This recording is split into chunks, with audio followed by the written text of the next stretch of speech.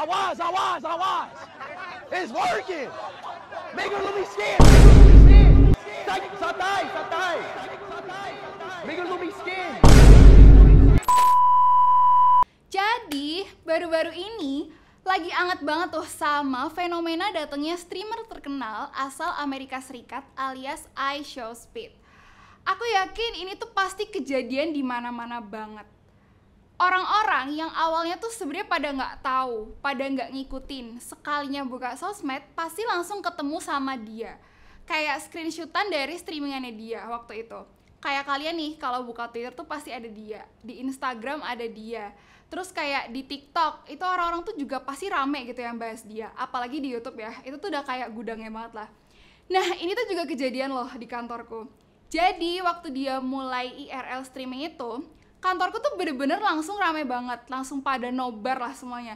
Kita sampai pakai 3 komputer, bahkan ada juga yang pakai laptop.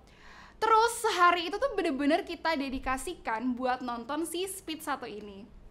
Nah, as I said before, kedatangan dia tuh bener-bener kayak yang sefenomenal itu. Kalau kalian lihat nih potongan-potongan videonya, ada banyak banget, ratus ribu juta miliar manusia Indonesia yang ngerubungin dia. Bener-bener kayak apa ya, kayak dia tuh diserang sama zombie gitu loh. Soalnya kayak rame kan orang-orang menuhin dia buat ngelihat dia secara langsung. Nah sebenarnya aku nggak tahu ya, apakah mereka itu tuh bener-bener fansnya atau emang cuma FOMO doang. Soalnya waktu yang di Jakarta waktu itu, dia tuh sempet nembus sampai 1 juta peak penonton. Terus yang bikin aku penasaran lagi, kalian tuh sebenarnya tahu nggak sih siapa si iShowSpeed itu? Apakah kira-kira IRL stream yang dia lakuin itu bakal jadi tren juga nantinya? Nah, inilah saatnya kita cari tahu bareng-bareng.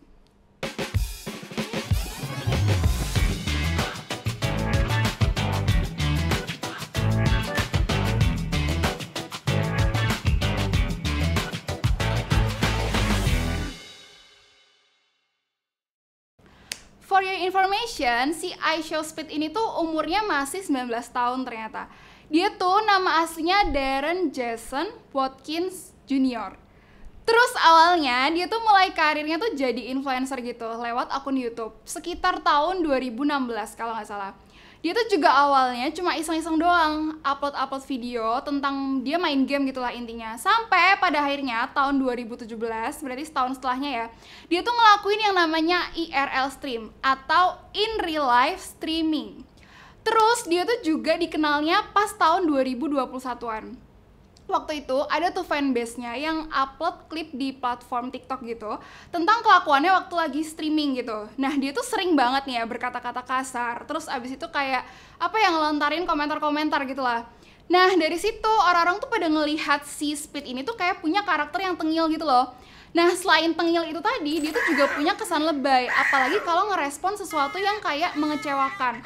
Atau sebenarnya macam-macam lah, dia tuh kayak ngerespon atau memberikan reaksi ke segala macam hal. Abis itu karakternya dia yang tengil, terus yang aku bilang lebay tadi, itu tuh juga jadi kontroversi. Nah itu kan sekitar tahun 2021 ya, dia tuh ngelakuin live stream bareng sama namanya Adin Rose.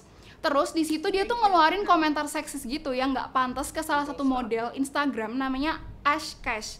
Itu bikin si Speed itu dikeluarin dari acara live, terus akun Twitch-nya dia diblokir secara permanen.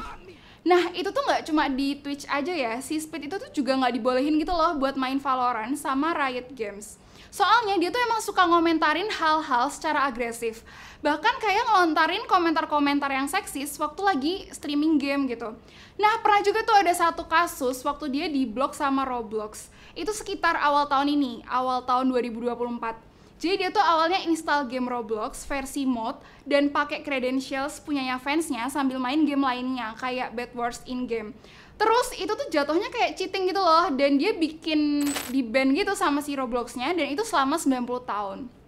Terus ya lagi-lagi masih di tahun 2021 sekitar bulan April, channel YouTube-nya si iShowSpeed itu tembus 100.000 subscribers. Tapi tuh bener-bener kayak nambah signifikan banget gitu loh, nambah terus lah. Soalnya 2 bulan kemudian, bayangin ya itu di April kan, tiba-tiba tuh subscribersnya nembus 1 juta. Itu cuma 2 bulan doang. Terus di bulan Juli 2022 bahkan tiba-tiba jadi 10 juta subscribers. Nah terus si Speed tuh dia belok tuh ke konten-konten yang basicnya tuh emang sepak bola sama WWE. Nah inisiatifnya itu buat streaming bikin dia tercatat jadi salah satu YouTuber yang ngepopulerin IRL streaming. Nah, si IRL streaming ini tuh sebenarnya tuh jadi hal baru ya buat sebagian orang. Soalnya pas dia jalan-jalan ke Indonesia itu kan macam-macam ya, kayak dia ke 3 tempat kan, kayak ada ke Jakarta iya, terus ke Bali iya, sama Jogja iya. Terus orang-orang tuh jadi kepo gitu loh, kayak sebenarnya dia tuh ngapain jalan-jalan ke 3 tempat itu sambil live YouTube. By the way, yang dilakuin sama iShowSpeed itu namanya IRL streaming. Ya, sesuai sama namanya ya, IRL itu in real life plus streaming. Jadi itu tuh sebenarnya kayak kegiatan live streaming aktivitas sehari-hari. Kayak apa ya? Ya udah ada orang berkegiatan nih, tapi mereka tuh sambil nge-live. Terus mereka ngelakuin itu supaya audiensnya tuh bisa ngalamin secara langsung kejadian-kejadian yang dialamin sama kreatornya.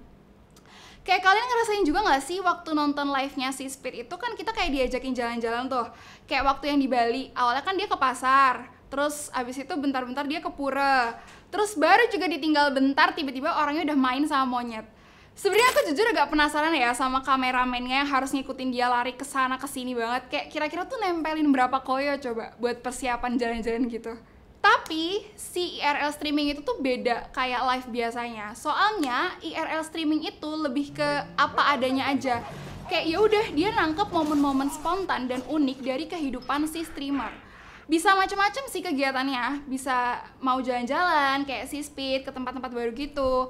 Terus lagi masak juga bisa. Abis itu datang ke sebuah acara. Bahkan waktu pas ngobrol sama orang asing, waktu ngelakuin IRL streaming itu juga bisa jadi konten gitu loh. Nah sifatnya yang apa adanya itu jadi daya tarik tersendiri dari si IRL streaming ini. Bener-bener kayak tontonan yang uncut, terus no filter. Kan orang-orang zaman sekarang suka gitu ya, hal-hal yang apa adanya lah. Nah itu tuh ngebantu si streamer ini buat mendekatkan hubungan yang lebih dekat dan bersifat personal juga ke audiensnya mereka. Terus streamernya tuh juga jadi bisa interaksi secara langsung sama orang-orang yang nontonin dia. Nah, akhir-akhir ini itu si iShowSpeed emang lagi rame banget. Tapi dia tuh sebenarnya bukan satu-satunya influencer yang ngelakuin IRL streaming.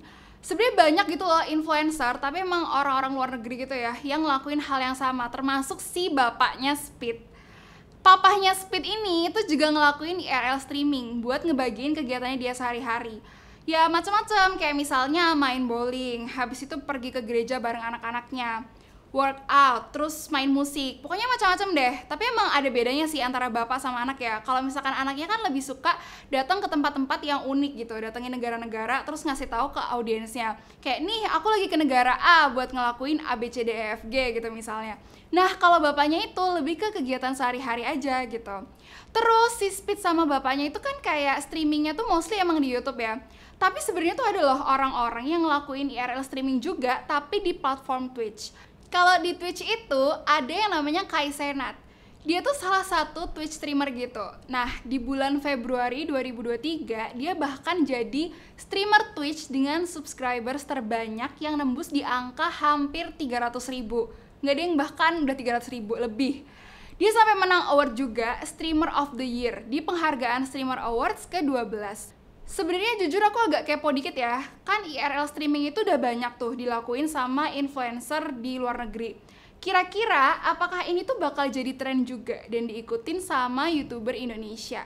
Oke, ini konsepnya nanya sendiri jawab sendiri ya. Tapi si fenomena iShowSpeed itu tuh emang super duper gede banget. Bahkan sampai sekarang ini tuh hype-nya masih ada, masih lumayan tinggi banget. Terus ada tuh YouTuber Indonesia alias Atta Halilintar yang akhirnya ngelakuin IRL streaming juga sampai dicap ikut-ikutan sama netizen. Nah, Atta Halilintar itu tuh lagi jadi trending topik sekarang, soalnya emang dia tuh dituding, wah nyontek nih streamingnya iShowSpeed. Soalnya waktu dia terakhir streaming di Jogja, terakhir selesai kan live jam 7 malam ya.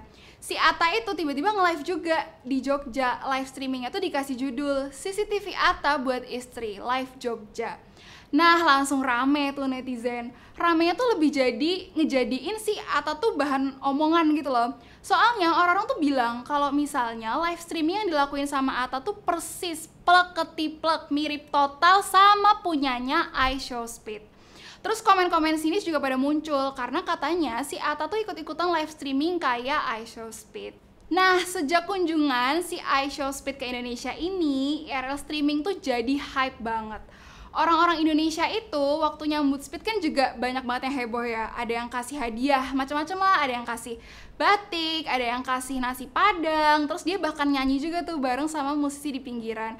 Terus banyak banget deh sebenarnya video-video lucu interaksi sama orang-orang Indonesia. Terus ya sebelum dia ke Indonesia kan dia sempat ke Malaysia. Nah, warga Malaysia tuh kayak sampai ngaku gitu loh. Mereka tuh iri sama sambutan orang-orang Indonesia yang emang dimanfaatin banget buat ngenalin budaya daerah ke Speed. Soalnya waktu Speed itu main ke Malaysia, ke Kuala Lumpur, dia tuh dianggap kurang ngangkat budaya lokal. Soalnya jalan-jalannya tuh emang cuma ke mall doang. Dia sampai ikut-ikutan klaim kalau katanya tuh batik tuh asal Malaysia. Padahal ya kita semua tahu kalau batik itu jelas-jelas punyanya Indonesia. Yang gak kalah kerennya, streaming dia di Indonesia itu juga mecahin rekor live terpopuler di akun YouTube-nya. Viewersnya tuh sampai 22 juta. Nah, sebenarnya datangnya Speed ke sini itu bawa beberapa dampak juga buat Indonesia. Ada dampak negatif, ada dampak positifnya. Kalau kita ngomongin positifnya, bisa dilihat tuh dari segi pariwisata. Dia tuh kayak ikut ngepromosiin budaya kita ke mata dunia. Kayak bener-bener promosi gratis yang bahkan nggak bisa kita bayangin sebelumnya gitu loh. Kayak 22 juta orang di streamnya kan nggak mungkin cuma orang Indonesia doang.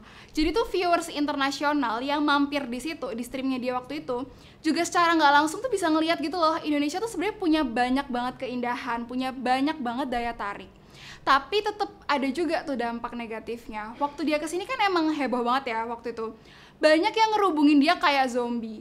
Nah, beberapa pedagang kain di Pasar Baru itu tuh ngerasain kerugian. Soalnya kain-kain mereka tuh pada keinjek-injek gitu loh, sampai katanya manekin-manekin tuh juga pada hancur. Terus yang ramenya lagi waktu pas dia di Jogja. Waktu dia di Alkit tuh bener-bener rusuh banget. Pedagang-pedagang di sana itu pada rugi karena barang-barang jualannya mereka tuh pada rusak gara-gara keinjek sama orang-orang yang ngikutin dia. Terus orang-orang juga pada kecewa tuh sama fans-fansnya Speed waktu di Jogja. Soalnya tuh kan masyarakat harusnya mastiin gitu ya, supaya waktu dia datang ke Indonesia tuh dia nyaman gitu loh, berinteraksi sama banyak orang. Tapi tuh ada aja oknum-oknum yang rusuh dan bersikap gak bisa diajak kerjasama. Padahal waktu dia datang ke Jogja, Speed itu sempet juga ngepromosiin budaya gitu. Kayak dia sempet nyoba ngebatik sama ibu-ibu, sampai dia tuh pakai baju adat kayak belangkon, habis itu baju lurik gitu kan.